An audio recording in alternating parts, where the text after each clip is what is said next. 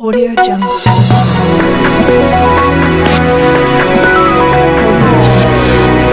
चंदन TV, सच की तह तक। तो एक तो आप अपना पूरा पर्चा बताते हुए, और आज जो है 7वें चरण का चुनाव चल रहा है, और इस पे आपकी क्या प्रतिक्रिया है। और आपके जो ग्राम सभा में जो वोट हो रहा है अजगरा विधानसभा के ग्राम सभा चौका पे, तो उसमें आप जो है अपने कुछ बातों को रखिए कि जो है कैसे वोटिंग हो रही है और यहाँ पे किसकी लीड हो रही है और कितने % वोटिंग हो चुकी है। मैं कार्य अजगरा विधानसभा के आयर मंडल के मंडल उपाध्यक्ष रविंद्र प्रताप सिंह। ये जो हमारा ग्राम सभा चौका है, बूथ नंबर 156-57 हम लोगों का बूथ है। और यहाँ पे वोटिंग जो हमारे यहाँ है, सभी वर्ग के लोग, सभी जाति के लोग यहाँ पे, अल्पसंख्यक लोग तो हैं नहीं, लेकिन सभी ओबीसी वर्ग के लोग हैं, SC ST के लोग हैं। उन्होंने विकास के नाम पे वोट दिया है। और ज़्यादातर मुझे लगता है कि 99% जो वोटिंग हो रही है वो भाजपा के पक्ष में वोटिंग हो रही है। हम लोग काफ़ी संतुष्ट हैं। अभी तक मुझे लगता है कि 54-55% वोटिंग हो चुकी है, और सभी लोग एक तरफ से एक तरफा वोटिंग हो रही है, जो कि मोदी जी और योगी जी को जो फ्री राशन इन्होंने दे रहे हैं भाजपा सरकार, प्रदेश के उत्तर प्रदेश के लोगों को महीने में 2 बार जो राशन मिल रहा है, जो बिजली मिल रही है, जो रोड है, आप कहीं भी आप देखेंगे रोड की कहीं भी समस्या नहीं है।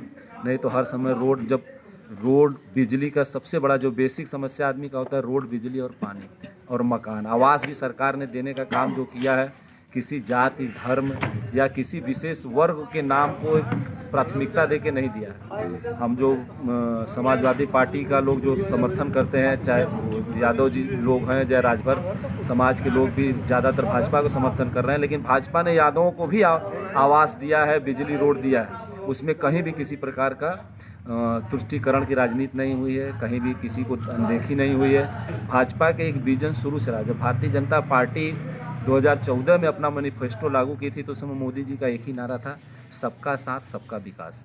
और अब जो बाद में उन्होंने उसके साथ एक चीज़ और जोड़ दिया कि सबका विश्वास। जो अल्पसंख्यक के लोग थे, वो लोग थोड़ा सा डरे समय थे कि अरे मोदी जी प्रदेश के प्रधानमंत्री बन रहे हैं, हिंदू मुसलमान के होगा। आपने देखा होगा कि पूरे उत्तर प्रदेश के राजनीतिक इतिहास में सबसे कम, मुझे लगता है 1-2 दंगा कहीं हुआ होगा, नहीं तो सबसे कम जो आपराधिक घटनाएं हुई हैं वो उत्तर प्रदेश में हुई हैं। नहीं, इसके पहले 2017 से पहले सबसे ज़्यादा दंगा, सबसे ज़्यादा लूट खपोट, ये सब जो हुआ है सब उत्तर प्रदेश में हुआ है। अभी जो है बहन बेटियां हैं, वो शाम को, जो हमारा पिछड़ा इलाका, गांव का इलाका होता है, वो कहीं कॉलेज या स्कूल में लेट हो जाता था तो आ नहीं पाती थी, घर वाले परेशान रहते थे। लेकिन आज आप रात को 10 बजे 12 बजे कहीं भी रोड पे जाएंगे, कहीं भी जाएंगे, लड़की या औरत, कहीं भी किसी एकदम निर्भीक होकर लोग निकल रहे हैं बाहर, किसी को डर नहीं है। सिर्फ इसकी योगी जी और मोदी जी की सरकार की ये देन है कि लोगों को विश्वास है कि हमारे साथ कुछ भी ऐसा नहीं होगा। जितने अपराधी हैं उत्तर प्रदेश से पलायन कर चुके हैं, और जो हैं वो जेल में हैं।